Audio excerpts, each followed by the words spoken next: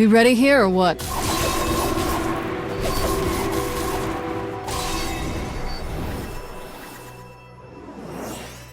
Oh, come on. Just die already.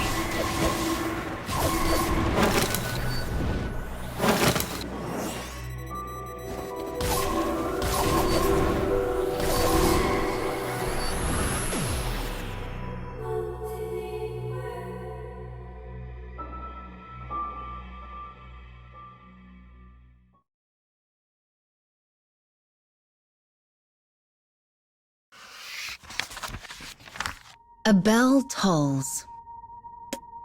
Fireworks bloom across a cold sky. They illuminate a village nestled deep in a snow-laden land. On this festive evening, the air brims with holy power. The people are light and uninhibited in the cheerful atmosphere. As such, there are more fights and quarrels than usual.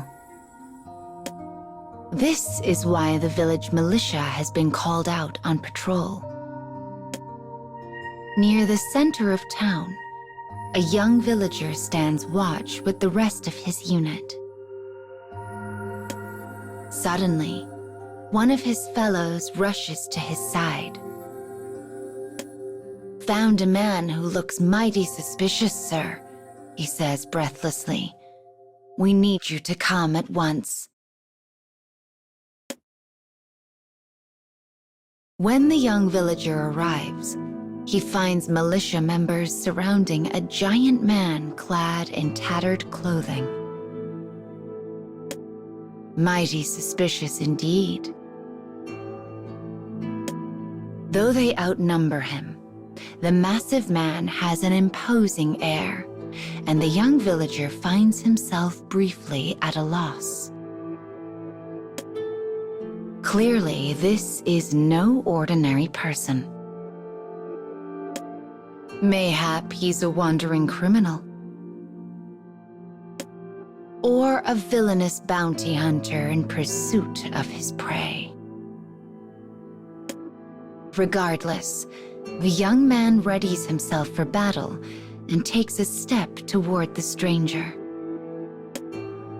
But the giant merely raises his hands in the air and surrenders.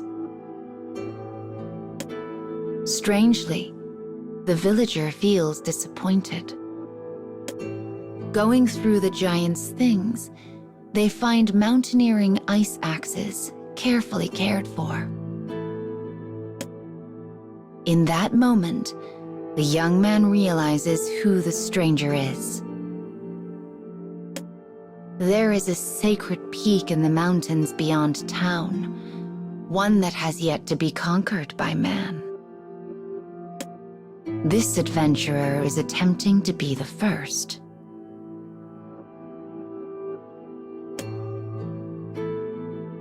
It is not the young man's first time meeting such adventurers. Their town, you see, is the nearest one to the mountain, and therefore known as a base of operations for would-be climbers. But that is not all. The deep wrinkles carved into the giant's face, the stately, austere expression he wears, the unsociable, taciturn air that makes him so out of place on this most festive of nights. Oh yes, the villager has seen him somewhere before.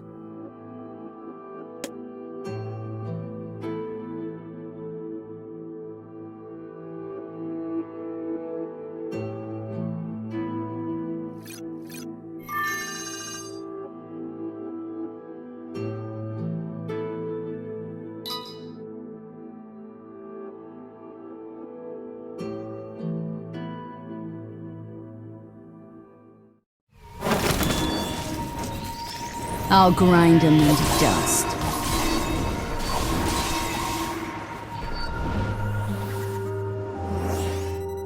Oh, come on. Just die already. What a goddamn pain.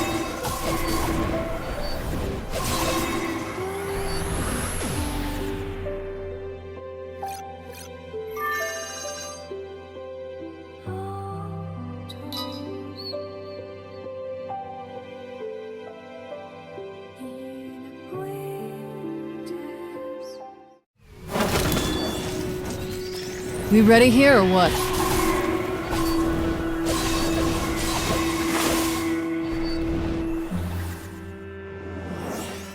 Oh, come on. Just die already.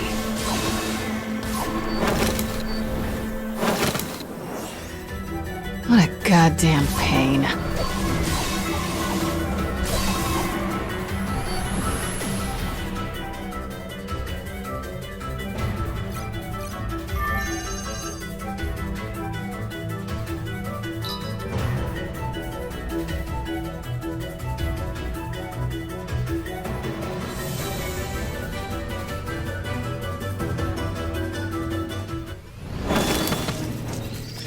Let's get this slaughter show on the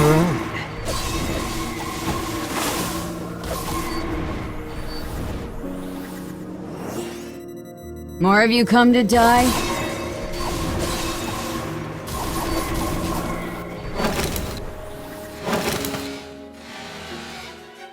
What a goddamn pain.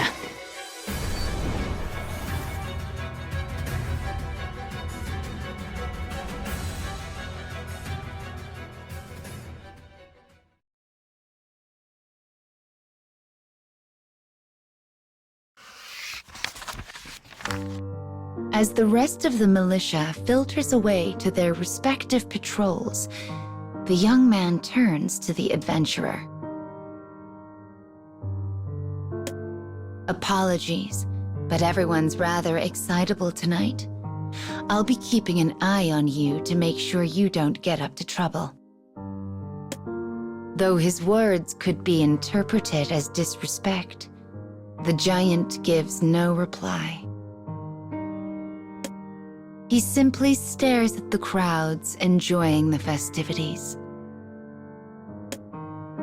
Suddenly, fireworks burst ever more forcefully across the frozen sky. As the man looks into their brilliance, he takes on an air of sadness, almost as though he has been transported to a simpler time. Yet upon closer inspection, nothing about his expression has changed. Perhaps the sparks painted across the sky only made him seem different. The young man decides to assume that is the case. But then, he is struck by a heavy impact.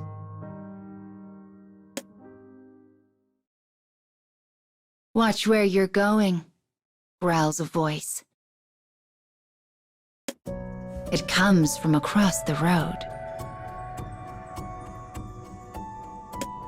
A moment later, rough men surround the villager and his adventurer captive. The aggressor is a powerful mercenary who came to town with his companions. He has bumped into the young man and spilled his drink. The villager quickly apologizes, offering to pay for the drink. He begins fumbling around his pockets for what meager change he has. But the mercenary's mood has taken a spectacular turn for the worse. Inebriated beyond all reason, he draws a blade and points it at the young man's throat. His companions attempt to calm him down, but the mercenary will have none of it. He slices the blade through the air, again, each time getting closer to the quaking young man.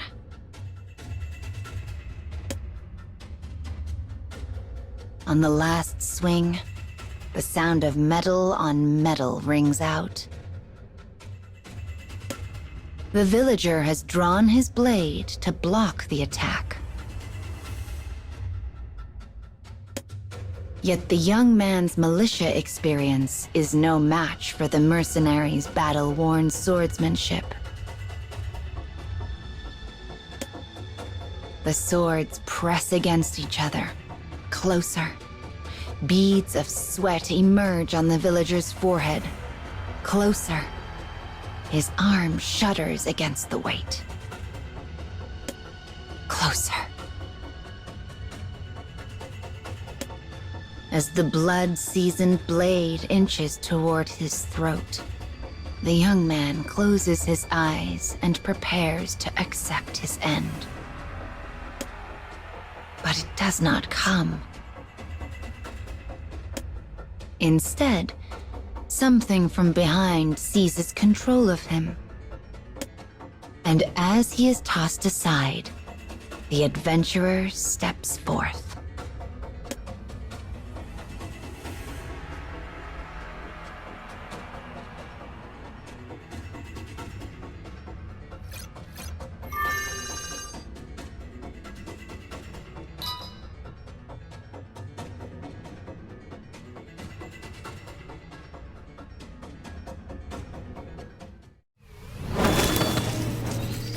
We ready here or what?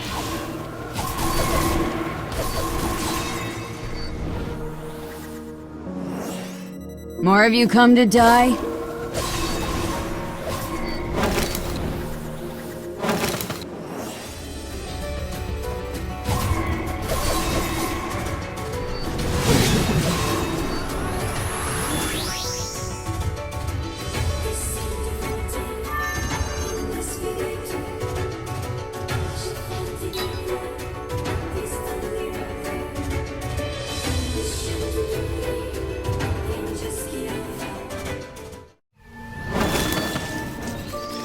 I'll grind them into dust.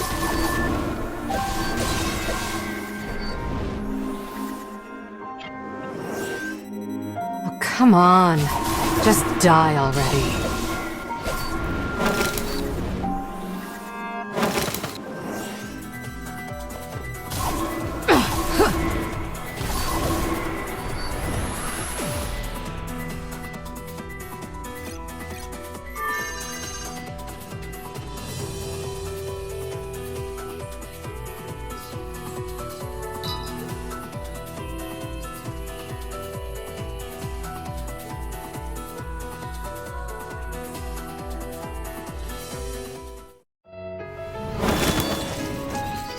Let's get this slaughter show on the road.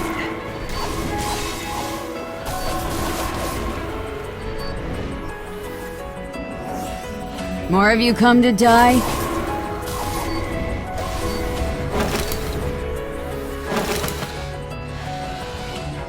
What a goddamn pain.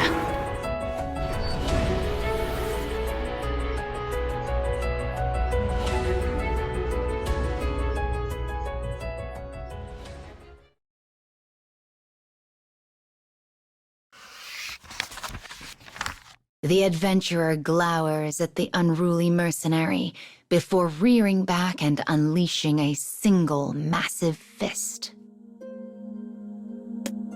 The mercenary crumples lifelessly to the ground.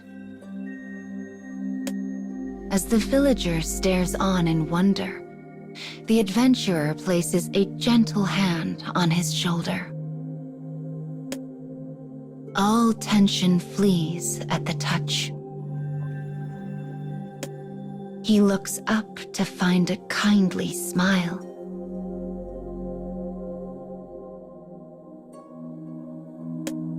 In that moment, he remembers his own father's face. Adventurers beyond counting have attempted to conquer the sacred peak and never returned. The young man's father was among their number.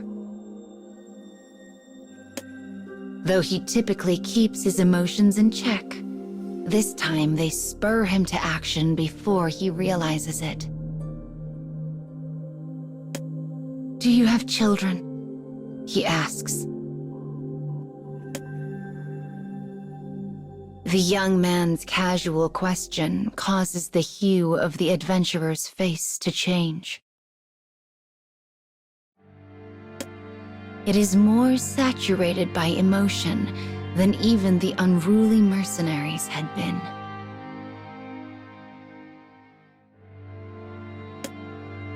Does he have children? If so, that leads to another question.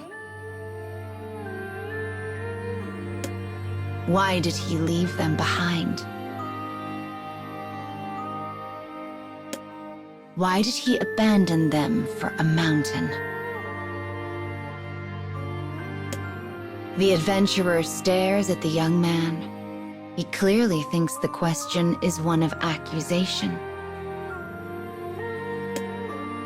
Finally, he speaks. "None of your business." His voice is ice itself. In the stillness, another firework bursts into life above. Under its light, the adventurer's face returns to normal. His eyes are warm, the intensity of his previous emotions forgotten. Yet there is another strange glint in his eye, one that does not betray fierce feelings. The color of his eyes reminds the young man so much of his father. And then a thought. Those enthralled by the sacred peak found pain in the temptations of an irresistible nirvana. Yet they surrendered to it in the end, indulging in its delight. Explosions in the sky. Under their light, the adventurer melts into the shadow of a nearby structure. He does not look at the fireworks, nor does he look at the younger man. Rather, he looks beyond to the sacred peak of legend.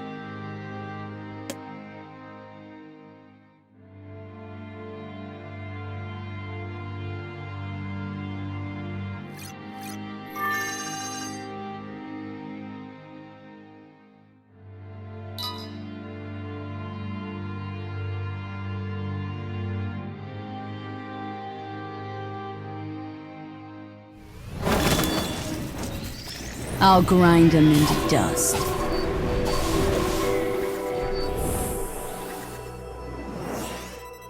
What a goddamn pain.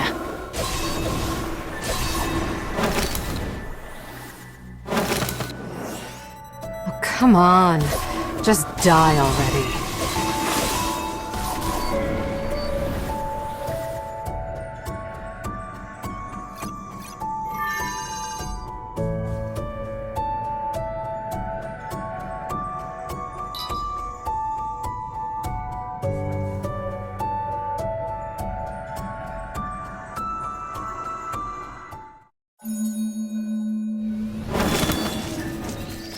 I'll grind them into dust.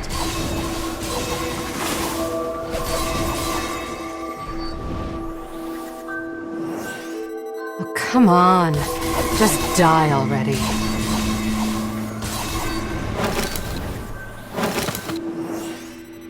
What a goddamn pain.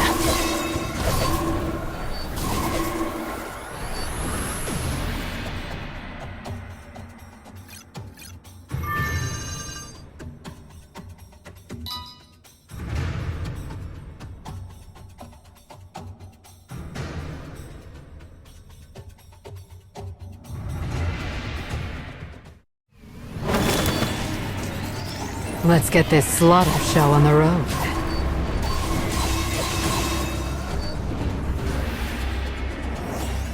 What a goddamn pain.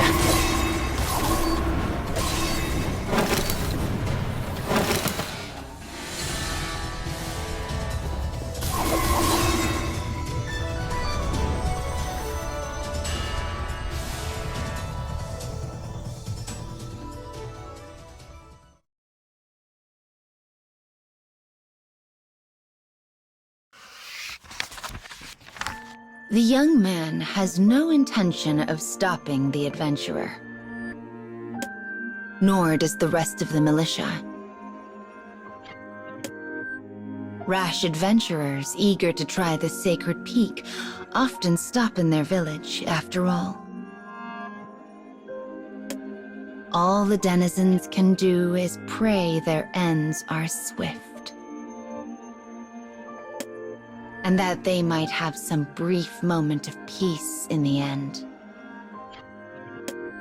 Part of the militia's job, in fact, is working to ensure travelers maintain peace of mind and heart before setting out. Knowing this, the young man speaks to the adventurer. A benevolent god is enshrined atop the sacred peak. Tonight's festival was originally meant to bless pilgrims with the god's protection. Though the adventurer does not turn back, the young man continues. That's why I know. It's why I know you'll be fine. And why I know you'll come home. The man still does not look back. At last, he begins to walk. He pays no mind to the festival or fireworks. He is focused only on the sacred peak. The wind from the mountain blows with greater intensity, as though trying to push him back. But as he moves ever farther into the distance, the young man says one final thing. Come see me on your way back, all right? This festival is always merry, but the one held for the new year is just as fun. Despite the powerful gale, the boy's words reach the adventurer. His head turns ever so slightly. It is indeed. Though the young man cannot hear the adventurer speak, he is convinced those are his words. A blizzard settles in over the mountain. With a sigh, the young man removes a small handmade doll from his pocket. He remembers the day he quarreled with his father, the man who continually ignored his family. He left the house afterward only to be swallowed whole by the sacred peak. The young man had been planning to give him the doll. Though a dingy thing with fraying threads and loose stuffing, it was a perfect representation of how he felt about his father. My father was the same. He also had feelings he could never set free. The villager knows the adventurer will not return alive. And yet, perhaps there is the slightest smidgen of a chance. Perhaps he will find a way to strive through the hardships and return home to his family. With that thought in his mind, the young man begins to pray. He does not know what the adventurer's children are like, or even if he has any. But he does not want them to end up like him,